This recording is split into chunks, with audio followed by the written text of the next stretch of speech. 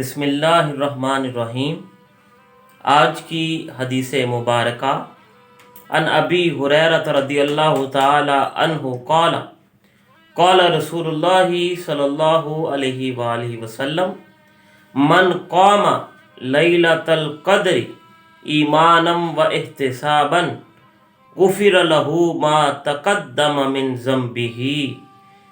حضرت ابی ہریرہ رضی اللہ تعالی عنہ سے روایت ہے کہ آقا علیہ الصلوۃ والسلام نے ارشاد فرمایا، جس نے ایمان اور احتساب کے ساتھ لیلۃ القدر میں قیام کیا، اللہ رب العزت اس کے پچھلے تمام گناہوں کو معاف فرما دے گا۔